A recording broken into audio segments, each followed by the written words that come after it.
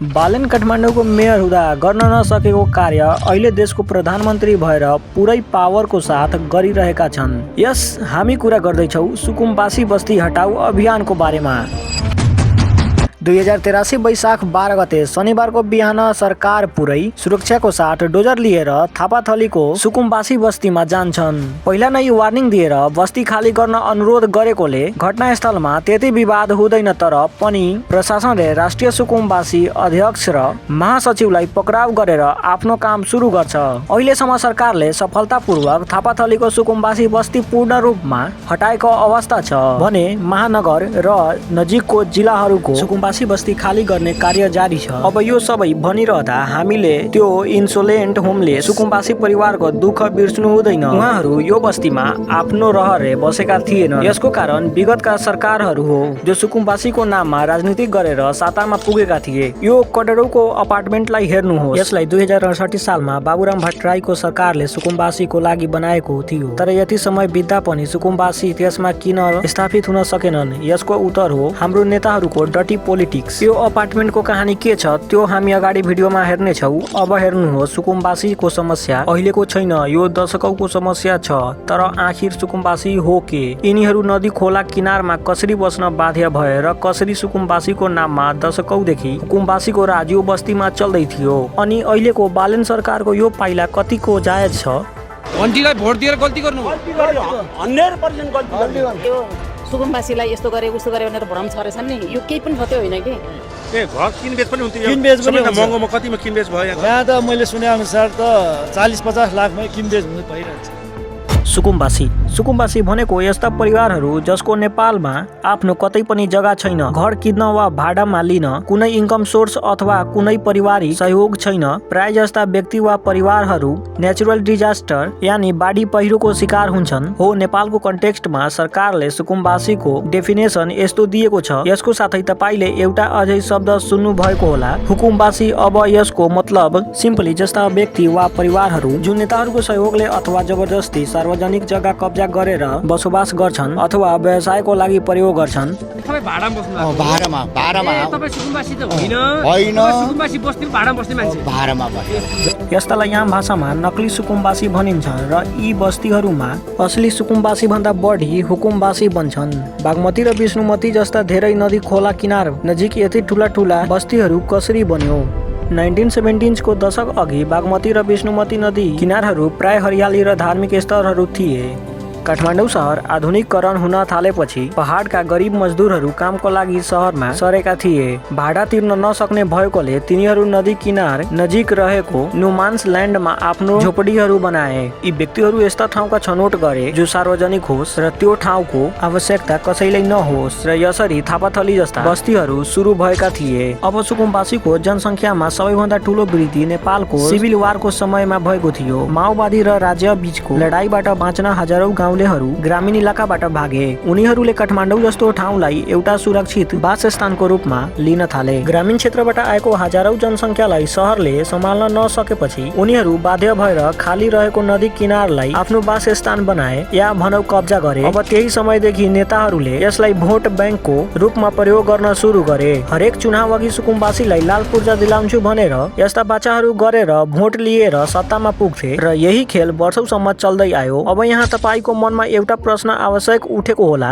कि सुकुम्बासीहरू बढी गरेर नदीको किनारमै किन बसोबास गर्न थाले? अब हेर्नु, नेपालमा नदीको निश्चित दूरी भित्र जमिन सरकारी सम्पत्ति हो। ऐतिहासिक रूपमा यो क्षेत्रलाई मनसुन बाढीको लागि खाली छोडिएको हुन्छ। अब सुकुम्बासीको लागि एकमात्र उपाय यही थियो जहाँ प्रहरीले उनीहरूलाई तुरन्तै बाहिर निकालिदिनु थियो। अनि नदीको किनारबाट बस्दा पानीको सुविधा भइ नै हाल्यो। सुकुम्बासीले हरेक वर्ष ठुलो जोखिम भोग्नु पर्थ्यो। नदीको किनारमा बस्दा हरेक वर्षको मनसुनमा सुकुम्बासी बस्तीमा डरका माहौल सिर्जना हुन्थ्यो हो र कतिपय सुकुम्बासीहरूले आफ्नो ज्यान यही बाढी पहिरोमा गुमाएको छ। प्रत्येक बर्खायामसँगै यहाँका सुकुम्बासीहरू त्रासमा बस्ने गर्दछन्। अब आऊ अहिलेको अवस्थामा हाम्रो बाहरूको सरकारले गर्न नसकेको कार्य अहिले प्रधानमन्त्री बालनले सुरु गरेका छन्। यहाँ सरकारको लक्ष्य भने असली सुकुम्बासीको पहिचान गर्नु हो जो साँच्चै होमलेस छन् र त्यस्तो हुकुमबासीहरूको पनि पहिचान गर्नुभयो जो अहिलेसम्म सुकुम्बासीको मुखौटा लगाई यी बस्तीहरूमा शासन गर्दै आएको थियो। अब यी बस्तीहरू हटाउन बालेन 2083 वैशाख 9 गतेका दिन नेपाल पुलिस र सशस्त्र प्रहरीको पदाधिकारीहरूसँग हाई लेभल मिटिङ गर्छन्। यो मिटिङमा प्रधानमन्त्री बालनले विशेष गरी काठमाडौँ उपत्यका भित्रको सुकुम्बासीहरूलाई तुरन्त हटाउन सिधा निर्देशन दिएका थिए। तब प्रशासनले वैशाख 10 गते बिहीबारको दिन सार्वजनिक सूचना अनाउन्स गरी शुक्रबारको राति 7 बजेसम्म बस्ती खाली गर्न निर्देशन दिएका थिए। अब यो सूचनापछि स्थानीय सुकुम्बासीहरूले यसको विरोध पनि गरे। यो भनेर कि 2 दिनमा बस्ती खाली गर्नु सहज हुँदैन, यदि बस्ती खाली नै गराउनु हो भने अलि बढी समय दिनु पर्थ्यो। तर सरकारले यो सुनेनन्। ठीक शनिबारको दिन बिहान 6 बजेतिर महानगरले केन्द्रीय सरकारको डोजर र अन्य मानिसहरूका साथ उपस्थित भए। सुकुम्बासी बस्ती खाली गराउन त्यति सहज र सजिलो थिएन। खाली गर्दै गर्दा सरकारको लागि एउटा ठूलो समस्या थियो। जुन नक्ली सुकुम्बासी छन् त्यो कहीँ न कहीँ त सेटल भइ नै हाल्छन्। अब जुन साँच्चीकै सुकुम्बासी छन् उनीहरूलाई कहाँ राख्ने? अब सरकारले यसको उपाय खोज्दै दशरथ रङ्गशालालाई हिलिङ सेन्टरको रूपमा विस्थापित बासिन्दाहरूलाई त्रिपुरेश्वर स्थित रङ्गशालामा लगियो। राज्यको सहयोग वास्तवमा आवश्यकता भएका सुकुम्बासीहरूलाई पहिचान गरी व्यक्तिगत विवरण रेकर्ड भइरहेछ। असली सुकुम्बासी परिवारहरूलाई कृतिपुरको सत्सङ्गम भवन, भरतपुरको तालिम केन्द्र र खरीपाटीको सरकारी भवनहरू सहित विभिन्न स्थानहरूमा सार्ने योजना छ। अब यहाँको बस्तीहरूलाई हटाउन धेरैजनाले निषेध गरेका थिए, स्पेशली सुकुम्बासीलाई जोगाउन बनेका संस्थाहरू। प्रहरीले राष्ट्रिय सुकुम्बासी अध्यक्ष नारायण परियार र महासचिव आर्यन कुँवर लगायत यसको कट्टर फ्रन्टका धेरै नेताहरूलाई पक्राउ गर्यो। अब यहाँ पहिला पनि धेरै सरकारहरूले यी सुकुम्बासी बस्ती खाली गराउन प्रयास गरेका थिए, तर विधानसङ्घ झडप हुने यी बस्ती हटाउन अभियानहरू सफल हुँदैन थियो। तर बालेन सरकारको यो अपरेसन सफल हुने चरणमा छ। यो अभियान सञ्चालन गर्दा झडप वा नाराबाजी ठूलो रूपमा भएन।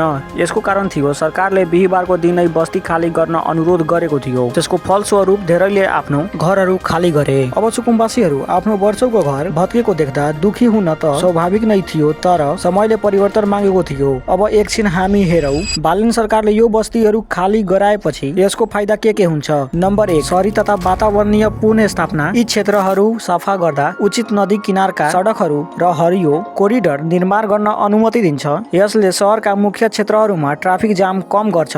अनि यी बस्तीहरू बागमती र मनोरा नदीको बाढी मैदानमा बनाइएको थियो। अब यो हटेपछि हरेक वर्ष आउने त्यो बाढीले कुनै क्षति हुँदैन। अब त्यो नदी किनारहरूमा बस्ती हुँदा ढल निकास प्राणीको अभाव भएकोले फोहोर सिधै नदीमा जान्थ्यो, जसले गर्दा पानीको गुणस्तर घट्थ्यो र नदी फोहोर हुन्थ्यो। अब यसले गर्दा नदीहरू स्वतन्त्र रूपमा बग्न सक्छ। 2 कानुनी प्रशासनिक लाभहरू। दशरथ रङ्गशालामा सबैलाई दर्ता गरेर सरकारले अत्यन्त बायोमेट्रिक र सम्पत्ति डेटा प्रयोग गर्दै वास्तविक सुकुम्बासीलाई छुट्याउन थालेको छ र यसले गर्दा राज्यलाई नक्ली सुकुम्बासीहरूबाट ठगिनबाट रोक्छ। अनि बस्तीहरू हटाएपछि दशकौंदेखि जुन नेताहरू यसले भोट ब्याङ्कको रूपमा प्रयोग गर्दै थिए अब त्यसको अन्त्य हुन्छ। अब यहाँसम्म आइपुग्दा हामीले सुकुम्बासी को हो भनेर बुझ्न प्रयास गर्यौं। उनीहरूको एक्चुअल समस्या के थियो अनि यी बस्तीहरू हटेपछि के कस्ता फाइदाहरू हुन्छन्। अब तपाईको यसको बारेमा धारणा के छ? के सरकारले यी बस्तीहरू हटाएर उचित गर्यो? मलाई कमेन्टमा अवश्य भन्नुहोला। त आजको लागि यति नै। हाम्रो भेट हुन्छ फेरि अर्को भिडियोमा। भिडियोबाट बिदा लिनु अघि च्यानललाई सब्स्क्राइब गरेर एउटा लाइक गरिदिनु होला।